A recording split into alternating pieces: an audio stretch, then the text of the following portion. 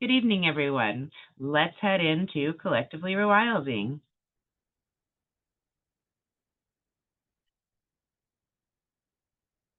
All right, here we are in Collectively Rewilding, and I didn't actually mean to click that. I was trying to lower the toolbar, but it keeps clicking this. This is what I was doing while we were a little bit late. I do apologize for being late. It was a neat little article to put together for you guys, building a urea creation station. This is what I have going on. And as I wrote the little article in it, I thought, you know what, I probably shouldn't use this bowl. It's just got soil in it, or perhaps that would introduce good bacteria from the get-go. I'm not sure. I may leave it. It was just, okay, this bowl is already dirty. I'm going to go ahead and use this to hold the funnel to take the filled container of urine and put it into the larger container. As you can see, it's about probably half full now once I added this little cup here. It's very simple. You want to be outside or in a garage, in the garden shed, like what I've got going on here, something where you have ventilation and you're not worried about it stinking up your working areas, your living areas, you know, things like this. It's when you are gathering it, you can cap it off and it doesn't cause any stench in your bathroom at all. You don't even smell it as long as you provide that cap. That's very important to make sure everything has a seal. And that's about as hard as it is. Gather it, grab your funnel, get your large container that you've got. I've got several waiting to go. And then go ahead, put your funnel in and transfer it. I choose to breathe through my mouth. It's not the most pleasant moment. Doesn't really make any mess. I have some gloves that I put on just to, you know, separate myself from the process. If you wash your hands afterwards, you wouldn't even really need the gloves. It's up to you. I should probably add that into the article. And we just will say gloves. We won't say anything about the fact that you probably don't have to have them. So add that as number one. No, let's add it at the bottom. Okay, so gloves for clean transfer. All right. And it, again, you know, cap it off and it doesn't have any smell once you've finished the transfer and you've stored it with that cap on it. And I had read an article that talked about it being fine to let it freeze. It didn't go into it in very great depth though. So while I was putting this together for you guys, I went and I looked into it. And yes, it is okay for it to freeze. And I also asked if it would be okay for it to get hot. You need to store it for at least 6 months. That lets it go through the process of hygienization. I think I'm pronouncing that correctly. And it's the process that actually takes it from simply being a urine and a waste to a degree, right? It could be contained in different ways and never be a waste. But for our purposes, typically our culture is going to consider it a waste. And so to take it from urine into urea, which is what you want to put out as this natural fertilizer, about 1 part urea to 2 parts water when you're mixing it, so that you have, you know, a gallon. And so you'd have 1/3 gallon of the urea and 2/3 gallon of water. All right. And that raises the pH level when it turns from urine into urea and or ammonia. It depends on, I don't think there's any chemical difference between, is there, let's just ask Gemini.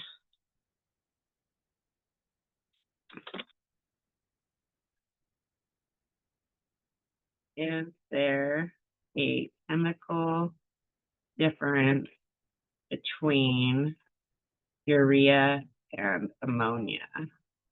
I think I've spelled that correctly, 2 M's. Yes, all right.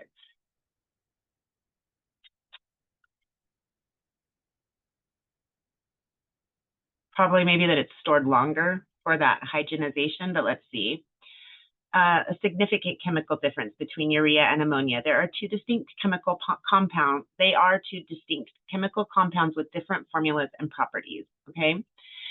Urea is a more complex molecule. Its chemical formula is CO, so I don't think that's carbon. I'm not sure what any of the chemical designations mean. Super acknowledge I'm not a chemist, but this is your chemical designation. It's a solid crystalline compound. Okay, so let me rephrase that, Gemini.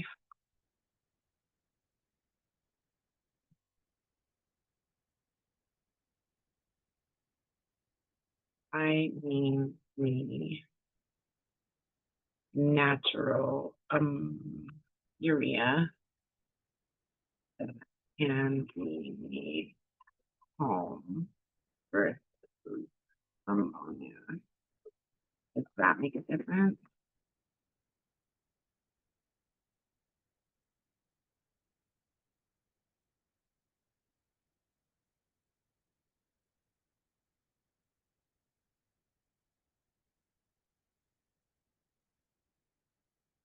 Okay, urine is a complex, complete mixture. So previously it had that chemical designation, and that's why I hesitated. They were talking about urea as the dried out form of lab created urea, not a natural created urea. Urine is mainly water, but it also contains urea along with other important nutrients like phosphorus and potassium. When you use storage urine as a fertilizer, you're not just providing a single nutrient, you're providing a broader mix that helps nourish the soil, which I was aware of.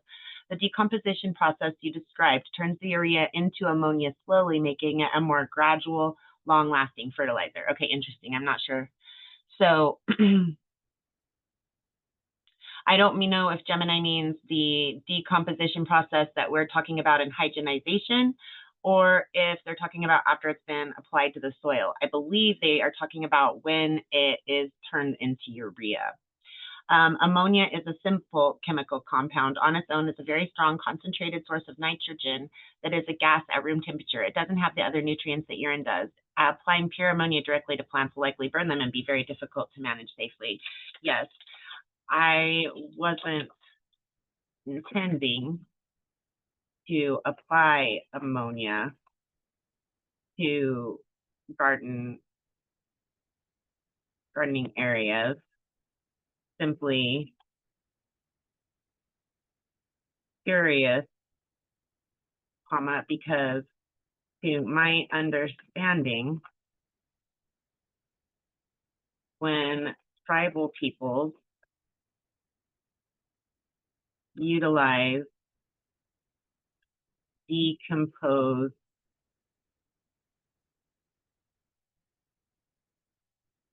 urine that had been left standing for a period of time, that it essentially became ammonia, helping in the tanning process, in certain tanning process.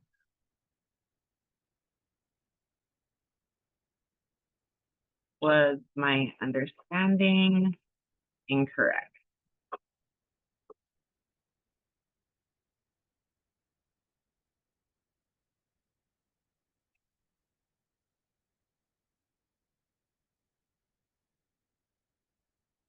Okay, so it is essentially correct. And it's a fascinating and accurate detail about how some tribal peoples utilized chemistry. The ammonia that develops in aged urine was a key component in traditional hide tanning process.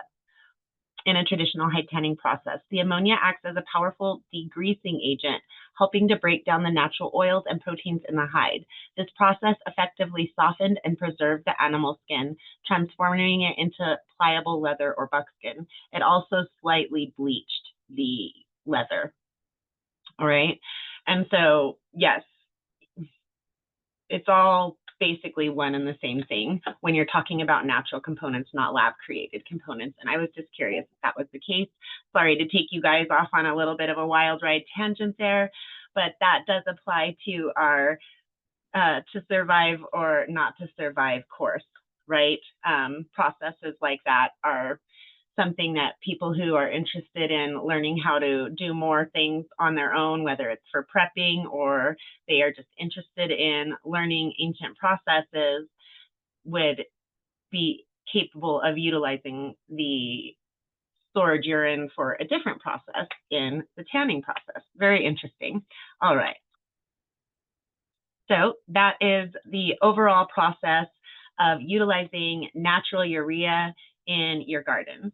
Any questions on that? I mean, it's not a very complicated process, but it's a little off-putting, and sometimes it can be a little bit offensive to some people. So please feel free to unmute yourselves and say what you think about the process.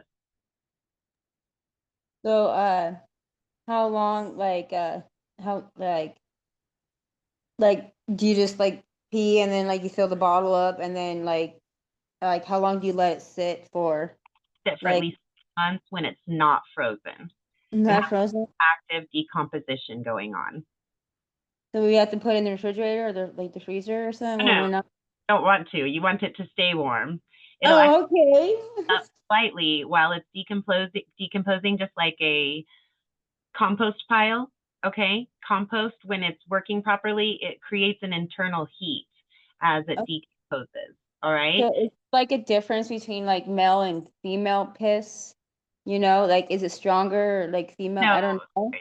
it is stronger, yes, but not for our purposes of storage. Okay, I was just curious, if And I would it affect. does have that can be beneficial in addition to those nutrients and things that we read about, right?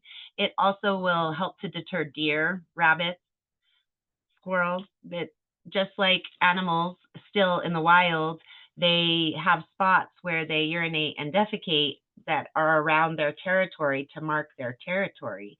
And so the animals will smell that and they will know that it's marked as our territory to a degree. I have a question. I know it sounds inappropriate. So, So let's just say use if a appropriate female. language. I've provided a model for No, appropriate language. no, I'm just saying, let's say for a female, she's on her menstrual. I actually covered that and I wouldn't recommend it. We're not Okay, going to. It introduces different types of I proteins. got you. It's different levels of kind of, I don't know that you would want to store it without No, it I'm being refrigerated. curious. I never really done it. I was So just wondering. most of us haven't, right? Like this is the first time that I've tried it. Now, when we lived out in the country, um, the men can go out and they can have it happen a little more naturally. Um, I've been around that form of addition to the soil, we'll say, but never a deliberate capturing and storing of it for a purpose of fertilizing the ground. So, yeah. How long do you have to store it? 6 months, at least 6 months while it's not frozen. Because if it's frozen, it's not decomposing, right? So 6 months before you put it out? Yes. You have to store it for 6 months while it's actively decomposing. And at that point, then you can take the urea that you've created. That's just concentrated urea, right? Like I've got it in an old water bottle. And these are a couple of vinegar bottles actually that Amber thoroughly washed, soapy water, washed the lid, and even a natural component laundry detergent bottle. And we're going to use an orange juice container that she just finished off and gather up these large bottles so that we can store it. Now, I just read the article that said you could let it freeze. It didn't mention whether it was okay for it to get exceptionally hot. It gets very hot in my garden shed, over 120 degrees at the hottest points of summer. And I didn't know if that would be okay. But for our article, I'm just like, okay, I'm in it. I'm actually doing it outside. Let's just look and see if it's okay for it not only to freeze, but to get extremely hot, not just warm. Decomposition is warm. That's okay. 120 plus, that's really hot, right? And so I included Gemini's quotes on that. and it's actually a great thing. It may even increase some of the beneficial components according to Gemini. So the heat is okay, the freezing is okay. It's just that once it's freezing, once it's actively getting cold enough to start the freezing process, the decomposition process is going to stall out and eventually completely stop. And you have to wait, let it thaw, and begin to keep decomposing again until it has had its complete 6 months. So I should have been storing this earlier, but I was worried about it with the heat, and I just didn't have time really to set it up or anything. So I started it and did it all today, and we'll still have a good amount of time before it starts freezing, mid-November or so. We'll have a point that it's no longer decomposing, and I'll probably just capture it all and then mark that as the ending point, but really don't count any of this time here. I'm not going to count it as I do it each day or, when I find the time. And so that November 1st, it'll all be done. Well, that's not even true. What I can do is capture all of it that I do over the winter. And then at the beginning point, when it all starts decomposing, mark off all of those bottles as the previous year's material that now begins the 6-month decomposition process, and then start a new set of collection. We have a lot of soil that's very degraded here, so we need a lot of natural fertilizer. So we need to just kind of keep doing this process until we start seeing that soil health being at the level that we want. Not this only, there are so many other things. We also break down the seaweed wrap that we've talked about several times here in class and add that as a fertilizer. We've added mulch. We'll be adding beneficial plant life. I can never say the word properly. There is a type of fungi that you can buy at the store. Soil fungi for sale. And this mycorrhizal, I believe that's how you pronounce it, mycorrhizal fungi. And you can buy it in the powdered form at your local garden store, Lowe's, Home Depot. I'm sure you can get it online. And you mix it with water, and it will reintroduce that microbial fungi that's going to be helping so many different elements of your plants. And I'm sure there are multiple types of fungi that actually interact in the soil. This is one that you can deliberately add yourself, and that will help to create an environment that will invite and encourage other microbial life, right? So it's all in stages, what we can do, and we can help nature to further the process, speed the process up, benefit the process, generate it in a way that is more beneficial to us, all these different things. And yet time is still a big part of any of those recipes, right? So really great free way to add a lot of chemical nutrients to a lot of non-lab created nutrients to your soil, right? Any other questions, guys? Thoughts? Anything at all? Is that for any hello. Hello, Hi, how are you, Wendy? hola. Is that for any source, like any plant or grass or Absolutely. Now, when you're talking about container gardening, I would want to do some testing first, because it might be very stinky on your little porch area. It might not be. Okay. They did say in everything that I've read that the smell dissipates quite quickly.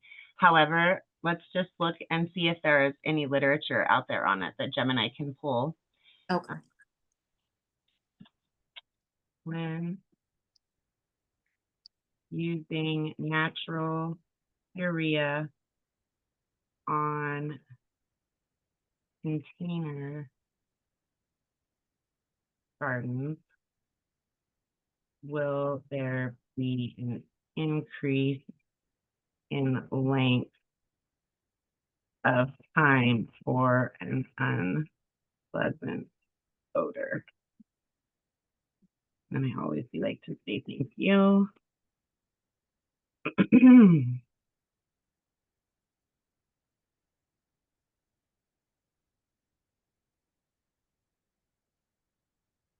Okay. Yes, it's very likely you will experience an increase in the length of time for an unpleasant odor. This is because container gardens are in a confined environment. In a large open garden, the ammonia gas can quickly dissipate into the atmosphere and be absorbed by a vast amount of soil and surrounding air. In a Mm. the limited soil volume and reduced airflow cause the ammonia gas to linger, which prolongs the unpleasant smell. Tips to reduce odor. That's what I was going to suggest as well, where we're talking 1 parts urea to 2 parts water. Maybe you Okay. try 1 part urea to 10 parts water and see if that has any benefit.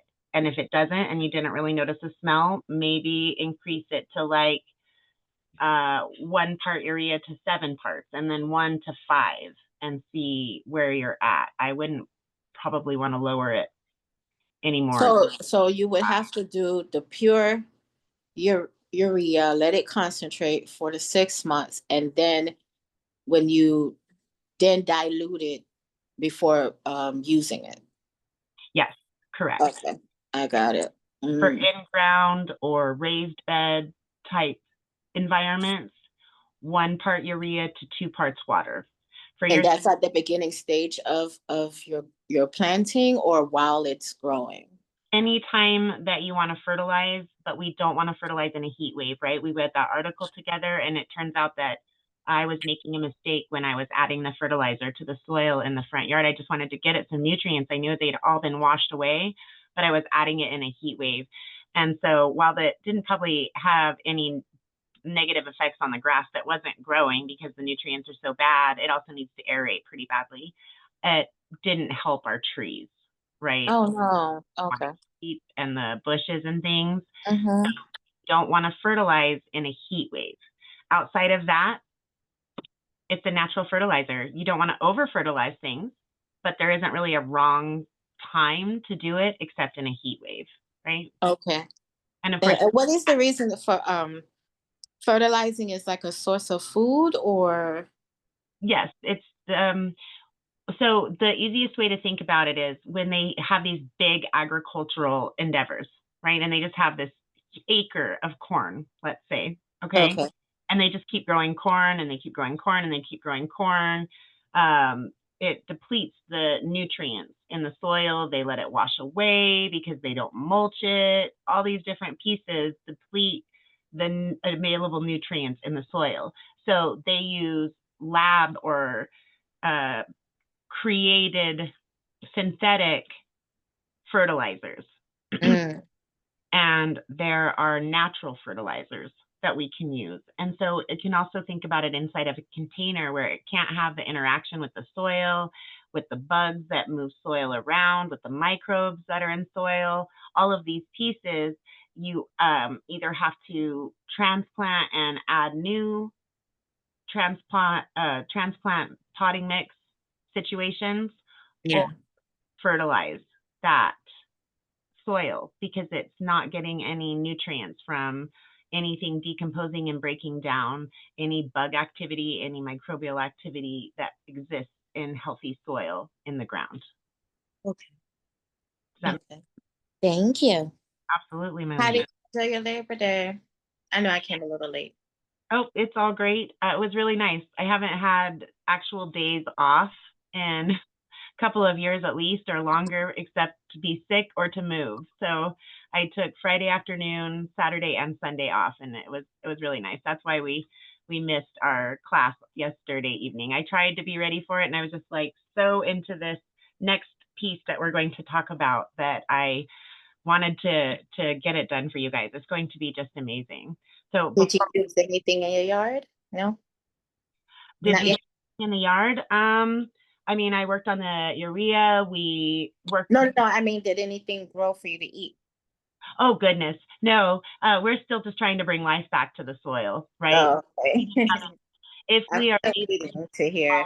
to before the cold weather hits, that will Mhm. be the first food that we can grow for the property. Will be in the Walipini in the middle of winter. Funny enough. How was Let your us know when you do a taste test. Let us know how is it. right? Organically. How was Yeah. your day, Wendy? It was okay. I relaxed and talked to friends and stuff. It's very stormy down here in Florida. We're getting little like scattered like rainstorms and stuff. A couple weeks it's been very dark, like dark early because of Yeah.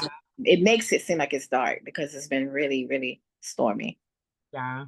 Yeah. We the storms, you know, if you could send them our way, we would definitely happily take them. Yeah. It's been like 90 degrees, but it feels so hot, like scorching hot, but it's like 90 degrees. Looks steamy after Yeah. it rains. Yeah. Yeah. Yeah. But that's what we're going through over here. Yeah. So it's a time to sleep during those times. All right, everyone. So before we move on to the next little bit we'll talk about, does anybody else have anything they'd like to add, any questions or comments on this whole process of natural fertilizer creation? All right. So this is what I have been working on. And as you can see, it is just a mess because it's a work in process. When I've been working on getting the garden planner ready for you, right? This gardening planner, Julia just put it in here, okay? Julia May, our Mighty Networks expert and community expert, host expert. She's a lot of different, wears a lot of different hats. And so she just thought that this would be a great thing for the type of community that we are. And I couldn't really argue her point. So I have been filling it in for us, as we've talked about a little bit. And Wendy, you haven't been here with us, but you've been invited to join this space as well. You will have to look for your invite. I can't send you another one. It doesn't work like that. But you have a sneak preview of this space as well. And we have the overview. That outline is already built for us. And taking this outline, this will be our theme for the entire year next year, right? We all struggled. I wasn't trying to grow the same types of plants that you guys are, right? We're not at that point. We're just clover, cover crops, wildflowers. Still, this soil is that depleted that we didn't have the kind of success that I would have liked to have seen. And we've talked about it here in class quite a bit, and as well in gardens and Q&A, that people really struggled this year, right? Kendez has had some success. He shared that with us, but a lot of us have really struggled this year. So I thought that it would be a really great idea for us all to build a support network around having a better, more successful, and more fun gardening period next year, right? Even though we're still going to be working on all the soil structures and all these different things, there are several areas that are completed enough that we will have gardening next year. And so we'll be actually able to join right in with you all. And it will start in January and continue through the full year. And it will be something that we'll work on every year, but this is our themed part of our year. We're really talking a lot about gardens, partly because I'm not able to get out and work with you all that are interested in it on different types of survival techniques and things of that nature. You need to be out and about to really accomplish a large portion of that. So I have to wait until we get far enough along with the property and we're able to invest in an RV, and then I'll take us all out into the wilderness and we'll do a lot of really fun things with things outside of our property boundaries, whatever our properties look like individually. Going through this, so I was working with Gemini, and Gemini kept bringing up that the articles that I found for our traditional type of gardening, yes, we talk about different methods, the close growing of square foot gardening, and the mulching and living ground covers, and all of these different things that are moved far away from row gardening, the type of gardening that civilizations around the globe have used for thousands of years, pretty well most, if not all, of recorded history. And in fact, they can even see it in societies that don't have records that we were able to discover as well. And so row gardening, bare soil row gardening is just something that humanity adapted and never really thought about and just continued with. And we talked about my process, why I started thinking about it as a child. And of course, so many other people have as well. I read a book about it in my 20s that was written in the 70s, me being a child barely of the 70s, born in 78, right? So that's a book that was older than my own experience. And they were already out there talking about it and doing it on a homestead. And this is a journey that we've undertaken probably since the 60s, really, right? Looking at things to try to be more harmonious while still maintaining what we consider to be human civilization. And we're moving away from that aspect of traditional gardening. However, we're talking about the traditional plants. We want tomatoes, we want cucumbers, we want strawberries, pineapples, you know, all of these things. And that is a more traditional garden output, where Gemini saw it as an opportunity to talk about garden planning for a rewilding area. And I thought that was really a unique perspective. And I played with it and went out and tried to find some articles that would also fit planners, journals, podcasts, whatever, the overall planning stages of putting in rewilded areas. And I really couldn't find anything. There was nothing else there really to support our journeys in that endeavor. Simply articles about what people have done as a story, not as a lesson or a treatise or a paper on how to do something, simply their story, which would definitely usually include some of their how-tos. But I'm looking for a much more in-depth type of a support network, a support tool, resources, right? And there simply wasn't. So with it being a relatively new concept, when I was a child and when this book was written a little bit before I was born, we weren't thinking about natural areas. We were simply thinking about why would gardening be done in such a way that is counterintuitive when one looks at how the natural world works from the soil up. Bare soil being the biggest, just brain scratcher, like head scratcher, like why did we ever decide that bare soil was the way to go, right? It's an interesting conundrum, and that's what is a little bit newer of or that's what we are talking about with the older perspectives of changing things and working more harmoniously with nature, yes, but to deliberately create areas that are more towards the native and regional wildlife in our own spaces is a newer construct or a newer thought process. And so to support us in our journey and those who would like to take that journey with us, we're now going to have CR's Hybrid Garden Planner and Journal. And I'm really excited about it. You see all these loose papers inside the piece that's a little bit more put together. That's because I realized that when I was doing this work, that I had not thought to include trees and berries. And so these are pieces that I incorporated in it today for trees and berries to further what this material is. And next I will go in and do the editing, you know, where I'm like, oh, okay, we need to add this or change this, take out some pieces that I didn't mean to copy, because always where we're doing so many different things, it's so beneficial to utilize these AI tools and work with them. And my preferred tool is Gemini. And so Gemini and I have been building this entire planner that is the idea of mixing both traditional gardening and the rewilding process.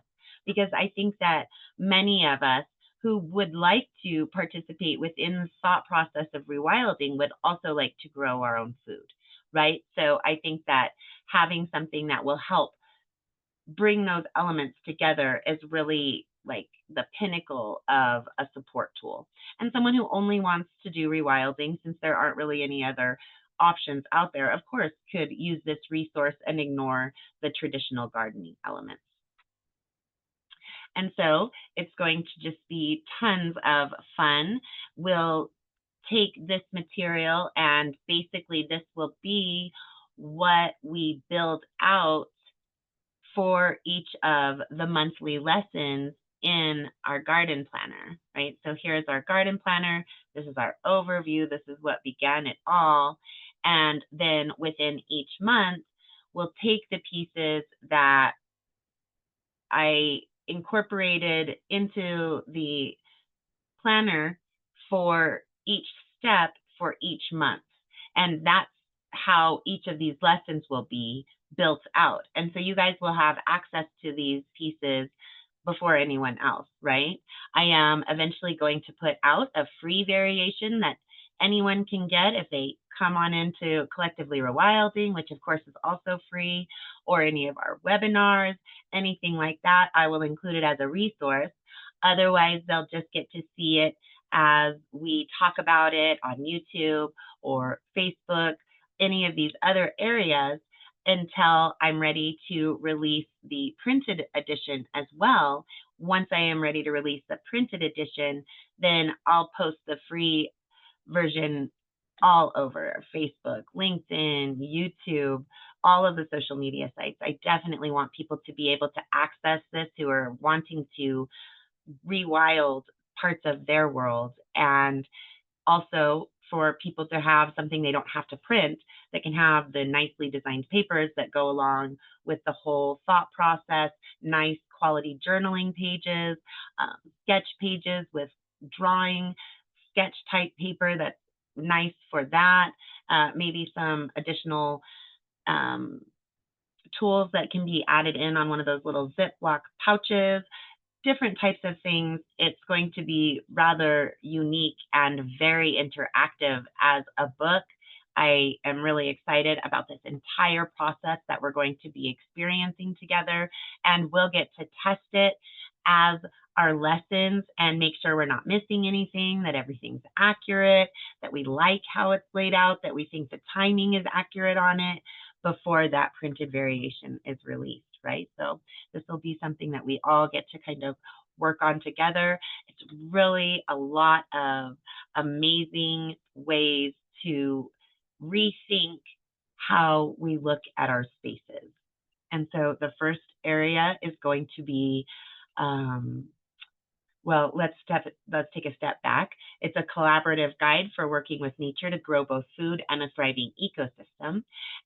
Each little area, each little collection within the planner and journal will have part 1, which is the human plan, and part 2, which is nature's plan. And so this first tab here is going to be for all the things that we want to control and organize within the human area. It's where we map out our vegetable beds, plan our harvest, and keep track of our supplies. This is where we put the ideas from articles like Garden Math, all right? Garden planners actually fit more into a different area, but that's where this section is to kind of begin with. The nature's plan portions will be for all things that we want to observe and support. It's where we track the wildlife that visits our garden, map the sun's path, and document the surprises that nature brings. This is where we'd incorporate the ideas from the sun map and do-it-yourself garden journal articles. And so it's so much more than that. That was a very, very beginning of talking about it with the articles that I had picked for our gardening planner within Collectively Rewilding about mapping out our areas to be able to begin planning them, right? And that's where Gemini just kept coming back. Well, this is really more for traditional gardening, but we can look at it for our rewilding purposes. And this whole system was built, right? And so you're going to be measuring your space and using a planner, working with nature. Your garden is an ecosystem. And that's what this whole tab is going to be about here to begin, just within it as a document, right? It, of course, will be quite different as an actual book. The second tab will be about the garden layout grid, planting and sowing schedule, supply and seed inventory and harvest tracker for the human plan, and a sun and water flow map wildlife and biodiversity log, observations and journaling for nature's plan. All right. Tab 3 is going to be soil and site prep, planting and sowing, structures and tools, and weed and water control for the human plan. And for nature's plan, it'll be native plant and ecosystem guides, the rewilding roadmap, space for planning a rewilding area with a focus on no-dig preparation. That's your rewilding roadmap. Soil to sun early exposure. And there's a couple of different ways that that thought process can be looked at.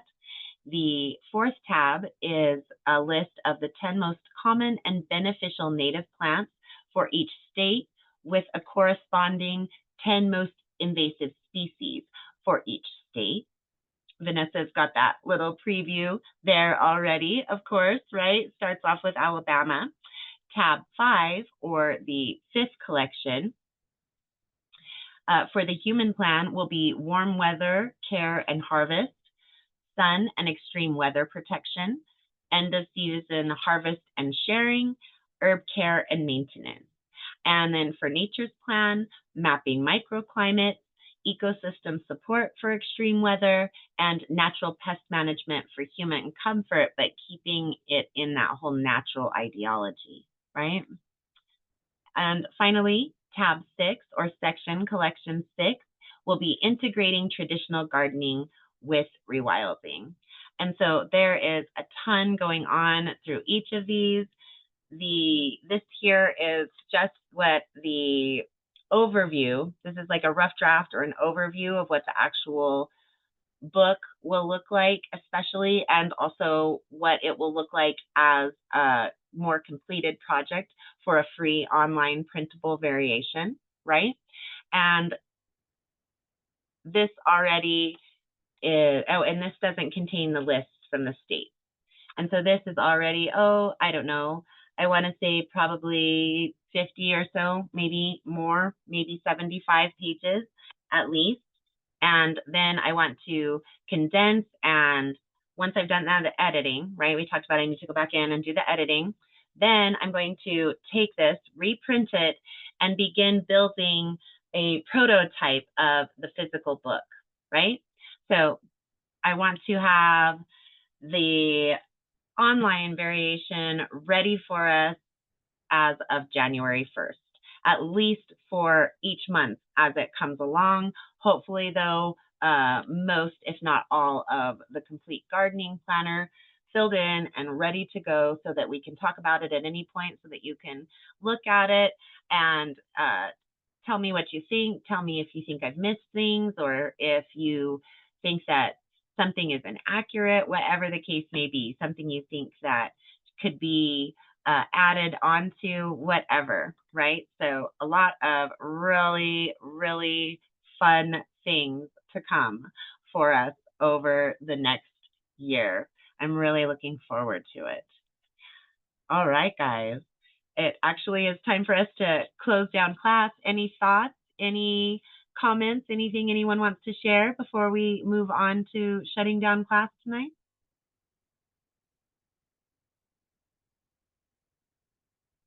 All right, let's just check out, see if Benny's got any questions for us or any thoughts.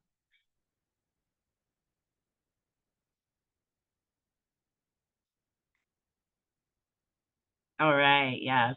So let's check out our calendar, everyone. And have you noticed with Miss Julia, she has completed our icons? And look how fun Nature's Spotlight is. She has the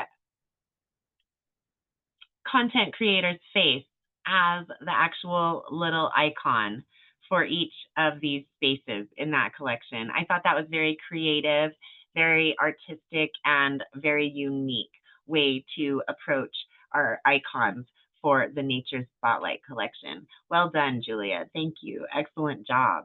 So definitely check that out and look over those little icons.